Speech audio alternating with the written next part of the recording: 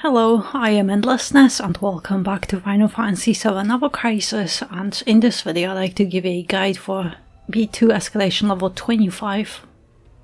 2B has no elemental weakness, no resistance, meaning that you can use any weapon to make her weak to an element. And for this boss you also need physical and magic DPS, because the boss will have a physical and magic gauge, so you can bring either a physical and a magic DPS, or just one DPS with a physical and magic weapon. And the Nier banner will make this battle much easier because of battle effects, giving you plus 70% stronger earth buoyancy, and also Tifa with Yuffie have their defenses increased by 70%, so that's a significant boost for your survivability, because you'll be able to invest a lot more into offense instead of boosting defense to just be able to survive. And of course, Aerith's new ultimate weapon will make this battle much easier with Team Reprieve, which can save you if you make a mistake. And I think Yuffie is most crucial here because she can apply Earth Weakness on the boss, and then Tifa can either do the DPS and boost it, or you could just use Anju as a tank with his Earth weapon. And I don't have any good Earth weapons, so I did level 20 with Sephiroth and Lucia, and it was really a disgustingly long battle because even with battle effect buff, Sephiroth barely tickles the boss with 700% seeability, and Lucia can't also really be considered a DPS either. So for level 25 I went with a warrior team because that's really just my best and only option. I have seen some people use Ice Team with Vincent or Cloud applying Ice Weakness, and then with having 2 DPS the battle should be much faster, but I don't have those weapons, so I have Anju applying Water Weakness and lowering Water Resistance, Sephiroth has physical and magic Water DPS, and Aerith is healing and buffing with Exploit Weakness. And yes, A is not very accessible team because Aerith has crossover weapons as well as Sephiroth, and I am also fully geared up, but I think this escalation is just very hard and has very high requirements, and is really the only team that will work or works for me with what I have on my account.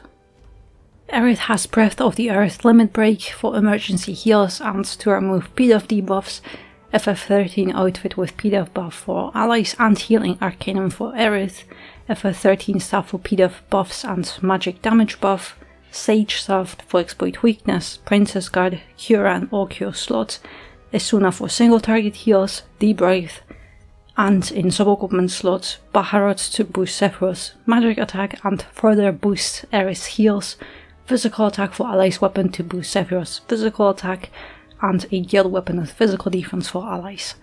And now with sub-equipment slots I have Bahamut outfit with attack for allies and Reprieve outfit. And also, by the way, if you upgrade a guild weapon to level 130, together with FF13 outfit, you should be able to get the next level of physical defense for allies or ability. Anju has Army of One with Odin outfit that has Reprieve and +1 tier 2 PDEF buffs, Buster Flowy to apply Water Weakness and also to buff physical defense to +4, Mithril Slasher to lower Water Resistance and Provoke, free ultimate weapon, Debrief, Mana Breach lower magic defense and a PDEF stat stick, and in sub-equipment slots 2 weapons with physical attack for allies and a guild weapon with physical defense for allies. And I also have 2 free event outfits, and if you have his Limit Break outfit that one will be better, and I also think you could switch his event PDEF outfit to main slots and still have the benefits of Odin outfit. Sephiroth has Tidal Flare to buff water damage and also get that next amplified water attack, and I think this is better than Leviathan because the summon is always combined damage, so it won't be very effective against those bosses' physical and magic gauges, and this one gets you a 30% stronger weapon attack. Water Arcanum outfits, Lightning physical water weapon and Edgar for magic DPS, Genji, 3 physical materia with water potency, and they are mainly physical to just boost Sephiroth's physical defense a little bit more. And then in sub-equipment slots I have Slay the Day to max out physical attack and further boost Warrior Potency to level 9, Hoogie and Moogie to max out magic attack, and also Sephiroth has 15% magic ability potency from it. And I also have luck with generic attack and ability potency, but you could have Mystic Sword instead, and they both have physical attack and ability potency. And also on the sub-outfit slots I have 2 War Arcanums.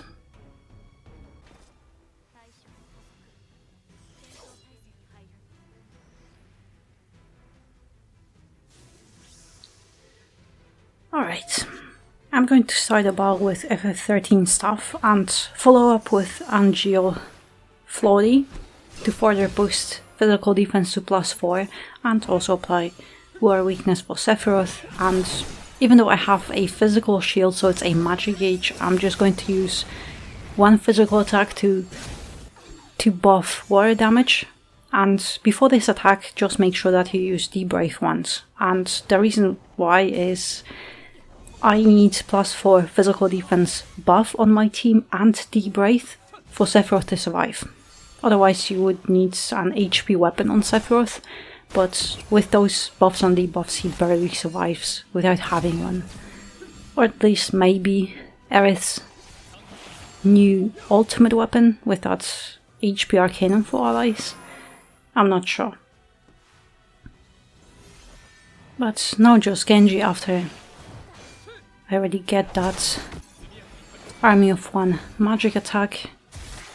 And on both gauges, 2B will keep buffing her physical attack, so don't use too much AB to be able to instantly debuff it with materia, with the Brave materia. So that's both Aerith and Angeal. Because Sephiroth, all he does is slowly chipping away at that magic gauge. And also try not to lose provoke,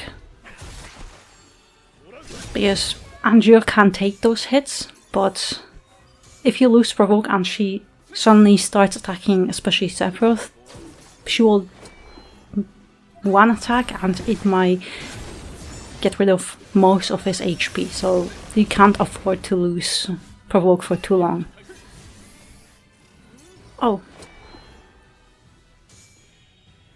Fine, I thought I would actually get Sephiroth's summon already, but there's a tiny pixel left. So, fine, just 1 more attack to buff Warrior Potency, and now I'm just going to do Tidal Flare and get +3 warrior buff. And now, well,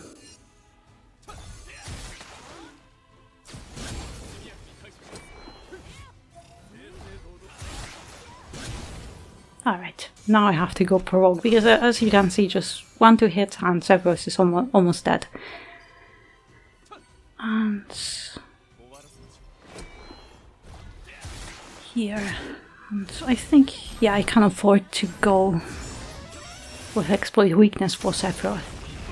And double stunner, just keep in mind, whenever you see this double stunner, it's a double charge attack, something similar to Sephiroth's double Octa Slash. So now there's a first attack, we have a very short time to heal, and now there's a second one, a follow-up. And she also debuffs physical defense on that character, so try to, of course, keep the character alive, but also buff that physical defense back up. It's fine. Alright, now heal.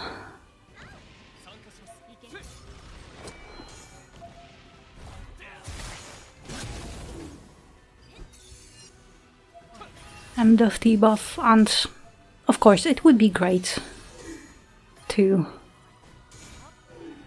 Right, I'm just going to heal because I have no physical defense buff, that's why I'm taking a lot of damage now, but I had to prioritize heals to keep everyone alive instead of Peter buff, and I would have lost Sephiroth. And actually, yeah, I'm going to save Tile Flare. Well, maybe I should use it here. Because the longer you stay during that gauge, the longer it is harder to survive, because even though 2B is doing the same attack over and over again, she is kind of relentless. Okay. Exploit weakness. Yeah, that was a good decision to actually save that Tidal Flare, because when you deplete that gauge, she gets stunned and she also gets enfeeble. So this is your main DPS phase. And now I can finally do some actual DPS.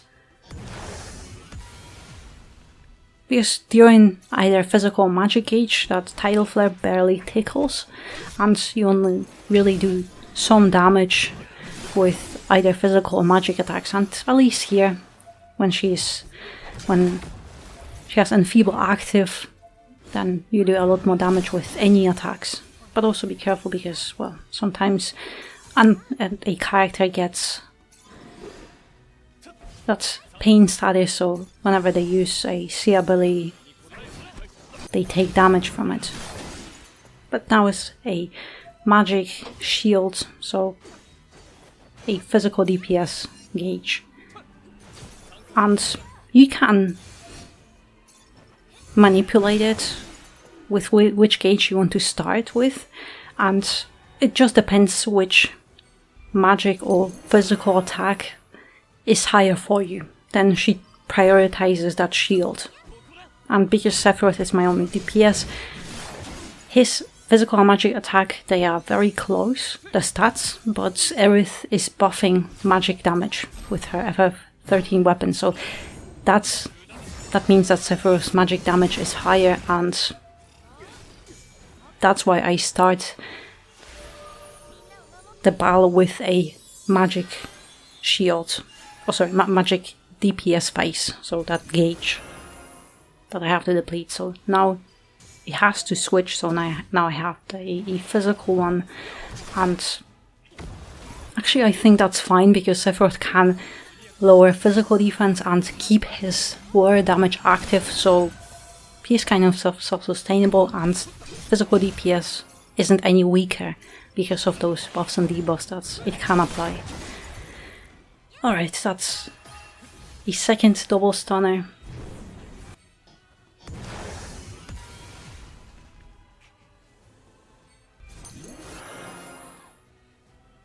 But also Army of One is great, because you don't even need Genji anymore. You can just keep buffing attack to extra high over and over again, and it's fine. But with Genji you just get one Army of One cast, and then you can just buff it to +4, and because you can keep casting Army of One over and over again very quickly, that means you can just keep that +4 buff for pretty much the whole battle. And almost there, just one more attack I think. Right, now just keep everyone alive, and now we have this enfeeble stun phase. And that should hopefully be fine. And, well, exploit weakness, and let's see if I can finish off the boss. No, I think I might need... yeah, that'll require a little bit more, but now she doesn't have any enrage, nothing, she just keeps switching between those gauges and phases. It's really, the whole battle is the same thing. Luckily, because I think this is a tough battle. But yeah, just one more attack. But be careful, because she can do the same attack she did at the beginning of the battle, that AoE physical attack. So if she does that, you have to get physical defense to +4, everyone at full HP, and debrief on the boss to be able to survive that if you don't have Arcanum. But yeah, it is a long battle, and at least for me, this is the only game I can do it with, but I have seen people be able to use Vincent with Cloud or Tifa, and they still did the job very well. So yeah, it just depends what you have on your account, but this Escalation level 25 is definitely, I think, the toughest since we got those level 25 level requirements. But yeah, it is much harder than the last month, which I am quite surprised. But yeah, I hope, even though this is not an accessible team, I hope you still found this guide helpful. And in the meantime, good luck on your own clear, and thank you very much for watching, and I hope to see you next one.